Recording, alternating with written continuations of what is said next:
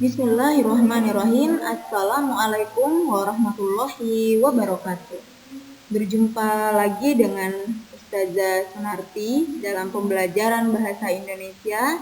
Kali ini kita akan membahas atau masuk pada bab yang baru, yaitu teks tanggapan. Namun sebelum Ustazah banyak menguraikan terkait materi yang akan Ustazah sampaikan pada pagi hari ini, Ustazah mau menanyakan kabar kalian dulu. Apa kabar anak-anakku kelas 9 Ikhwan dan Akhwat pada pagi hari ini? Mudah-mudahan kita semua selalu dalam lindungan Allah Subhanahu wa Ta'ala, diberi kesehatan dan kemudahan dalam thalabul ilmi, ya, atau menuntut ilmu selama kondisi kita masih seperti ini, ya, daring. Nah, anak-anakku, dengarkan uraian-uraian atau penjelasan yang akan saya sampaikan. Nah, anak-anakku, seperti yang sebelumnya tadi Ustazah sudah sampaikan bahwa di bab teks tanggapan ini ada 5 indikator, ya, yang sebenarnya harus Ustazah sampaikan kepada kalian, namun Ustazah akan membagi 2 kali pertemuan. Nah, tidak apa-apa, Ustazah kenalkan dulu ada beberapa indikator. Yang pertama adalah pengertian, ciri-ciri dan jenis-jenis teks tanggapan. Yang kedua yaitu informasi dalam teks tanggapan. Yang ketiga simpulan isi teks tanggapan. Yang keempat adalah struktur dan kebahasaan teks tanggapan. Dan yang kelima pengungkapan kritik, sanggahan atau pujian dalam bentuk teks tanggapan. Nah, anak-anakku, pada indikator yang pertama ada 3 poin yang nantinya akan Ustazah jelaskan. Yang pertama yaitu pengertian teks tanggapan. Ya, apa pengertian dari teks tanggapan itu sendiri, kemudian ciri-ciri apa saja sih yang terdapat dalam teks tanggapan, dan yang ketiga adalah jenis-jenis dari teks tanggapan. Nah, pengertian dari teks tanggapan itu sendiri di dalam slide-nya Ustazah, menurut Kamus Besar Bahasa Indonesia, tanggapan adalah sambutan terhadap ucapan, kritik atau komentar mengenai sesuatu yang diterima oleh panca indera, bayangan dalam angan-angan. Nah, alasan yang dikemukakan dalam sebuah tanggapan harus selalu memberikan dukungan atau solusi permasalahan yang dibahas. Untuk pengertiannya ini sebenarnya ada di buku paket kalian. Nah, boleh lihat materi sepintas di buku paket halaman 151. Di situ juga dijelaskan bahwa tanggapan itu boleh disampaikan secara lisan maupun secara tertulis.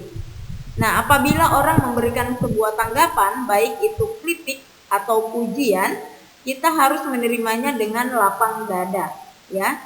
Tanggapan itulah kita akan menjadi lebih baik ke depannya jika ingin memperbaiki diri. Jadi tanggapan itu boleh berupa pujian, boleh berupa kritik, ya. Nah, yang berikutnya adalah ciri-ciri teks tanggapan. Apa saja sih ciri-ciri dari teks tanggapan? Sebenarnya ini juga ada di dalam buku paket kalian, tapi tidak apa-apa, Ustazah sedikit menjelaskan bahwa ciri-ciri dari teks tanggapan itu sendiri dapat bertujuan untuk memengaruhi, ya, pendengar, memberikan debat, membujuk, menyanggah, dan memberikan reaksi. Ya, jadi semua hal-hal yang kita berikan baik secara lisan maupun secara tertulis itu merupakan salah satu ciri, ya, daripada teks tanggapan itu sendiri. Kemudian yang kedua adalah mengutamakan aspek persuasif. Nah, aspek persuasif di sini adalah mengajak, ya, mengajak orang yang membaca maupun orang yang mendengarkan. Kemudian yang ketiga adalah proses penyampaian atau menyampaikan yang kita berikan komentar itu disampaikan secara efektif. Ya, efektif itu artinya tidak bertele-tele. To the point, ya, dalam hal ini to the point, tidak mengambang kemana-mana, tetapi pada intinya yang kita sedang bahas. Kemudian yang keempat adalah bagian resume disusun secara kronologis atau berturutan. Nah, ini maksudnya adalah cara penyusunan dari teks tanggapan itu sendiri itu sesuai dengan kronologis atau peristiwa, mulai dari awal sampai akhir. Nah, bisa dipahami ya sampai di sini. Nah, yang berikutnya adalah jenis-jenis teks tanggapan. Nah, kita kenal di sini ada dua ya, jenis teks tanggapan deskriptif dan jenis teks tanggapan kritis. Jenis teks tanggapan deskriptif itu sendiri adalah teks tanggapan yang merupakan teks yang berisi kritikan, sanggahan, saran atau pujian yang bersifat deskriptif. Nah, untuk teks tanggapan deskripsi ini Ustazah kira atau Ustazah rasa kalian sudah bisa memahami ketika membaca sebuah teks tanggapan, kalian sudah bisa melihat ya, yang mana yang berupa kritikan, yang mana yang berupa sanggahan, mana yang berupa saran, dan mana pula yang berupa pujian. Ini tertera dalam kalimat ya, kalimat atau kutipan teks tanggapan. Nah, kemudian yang kedua adalah teks tanggapan kritis. Teks tanggapan kritis itu sendiri adalah karangan yang berisi tanggapan kritis terhadap masalah. Nah, apakah di teks tanggapan deskriptif itu tidak kritis? Ya, sudah kritis sebenarnya. Ya, jadi sengaja Ustazah menampilkan dua poin di sini supaya kalian bisa membedakan mana yang teks tanggapannya itu berupa deskriptif, mana teks tanggapannya itu yang berupa kritis. Nanti kita boleh lihat ya, kalian boleh lihat di buku paket mana yang termasuk kritikan, mana yang kritikannya itu kritis ya, mana yang sanggahannya itu kritis yang mana.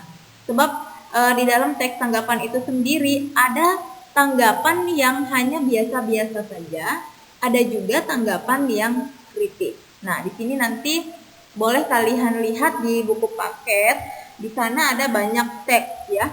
Ada di halaman 151 sampai halaman 153, ada di halaman 155 dan ada di halaman 157.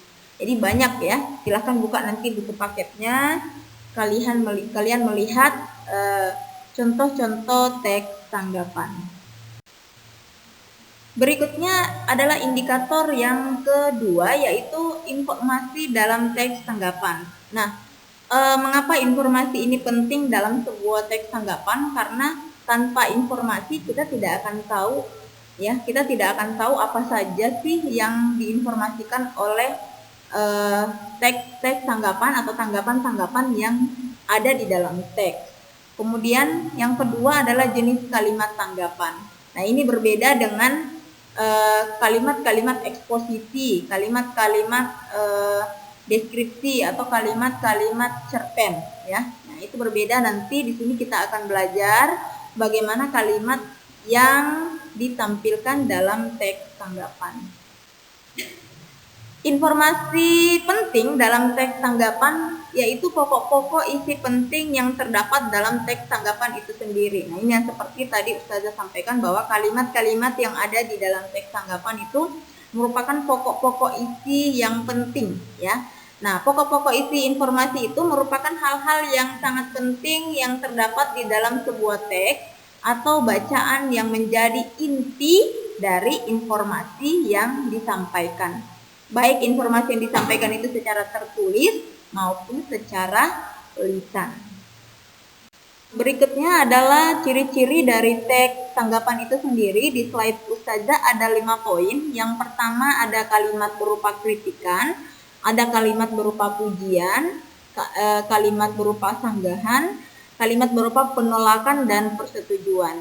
Boleh kalian lihat nanti di buku paket ya, mana kalimat yang bisa kalian identifikasi bahwa ini adalah kalimat kritikan, ini adalah kalimat pujian, ini adalah kalimat yang menyanggah, dan ini kalimat yang menolak, serta kalimat yang menyatakan persetujuan. Insya Allah ketika kalian membaca akan kalian dapatkan satu persatu kalimat-kalimat teks tanggapan ini. Nah, berikutnya indikator yang terakhir yaitu simpulan isi teks tanggapan. Nah, Kenapa di dalam sebuah teks itu ada simpulan? Karena kita mau menyimpulkan bahwa di dalam sebuah teks kita dapat memberikan hasil kesimpulan, hasil resumenya ya.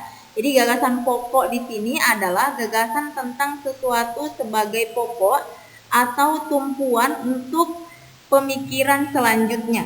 Nah, gagasan pokok terdapat di awal, di akhir, bisa juga di awal dan akhir, atau menyebar di seluruh paragraf. Nah, untuk kesimpulan, Ustazah kira kalian sudah sangat memahami ya bahwa kesimpulan itu dapat kita ambil ketika kita sudah membaca teks tersebut. Nah, sedangkan simpulan juga bisa berupa ringkasan. Nah, ringkasan itu sendiri merupakan penyajian singkat suatu teks dengan kalimat sendiri. Kejelasan urutan teks dan pokok-pokok isi teks perlu diperhatikan saat meringkas. Jadi diambil yang pokok-pokoknya saja. Nah, ini cara meringkas atau memberikan simpulan ya dalam sebuah teks tanggapan. Bagaimana cara memberikan atau pada saat kita memberikan simpulan? Tahap yang pertama yang harus kalian lakukan adalah baca dulu teks tanggapan secara menyeluruh. Kemudian catatlah ide-ide pokok setiap paragraf dalam teks tanggapan. Kemudian tahapan yang ketiga, kembangkan ide-ide pokok tersebut menjadi kalimat-kalimat yang disusun dalam bentuk baru dan berbeda. Ya, dikembangkan ide-ide pokok atau kalimat-kalimat yang tadinya sudah kalian catat dari poin 1 dan poin 2 itu dikembangkan. Bagaimana cara mengembangkannya? Nah, boleh mengambil kalimat yang ada di dalam teks, boleh menggunakan bahasa sendiri. Kemudian yang keempat ya, tahapan yang terakhir adalah buatlah ringkasan teks tanggapan sesuai dengan isi dalam teks tanggapan. Maksudnya di sini adalah hasil ringkasan kita ya, hasil ringkasan kalian atau hasil kesimpulan kalian itu tidak boleh menyimpang dari isi teks tanggapan yang sudah kita baca ya, seperti itu maksudnya. Nah, anak-anakku, Ustazah kira dari poin 1 sampai poin 11 dari slide yang Ustazah tampilkan sudah dipahami dengan benar. Nanti juga kalian bisa lihat referensi di buku paket pada bab teks tanggapan ya, untuk indikator yang pertama dan kedua. Nah, Ustazah menampilkan atau memberikan tugas di aktivitas 1 buku paket halaman 154. Di sana ada poin 1 ya. Nomor 1 poin A sampai poin E. Nah, boleh nanti ditulis tangan ya, ditulis tangan, tapi boleh juga diketik ya. Lalu dikirim via PDF. Nah, itu kalau diketik ya. Kemudian dikirim ke Telegramnya Ustazah ya. Bukan di e-learning, bukan di WA, tapi di Telegram. Kemudian deadline tugas itu sampai besok ya, hanya sampai pada tanggal 11 November 2020. Demikian yang dapat Ustazah sampaikan materi kita pada kesempatan kali ini. Mudah-mudahan bermanfaat ya.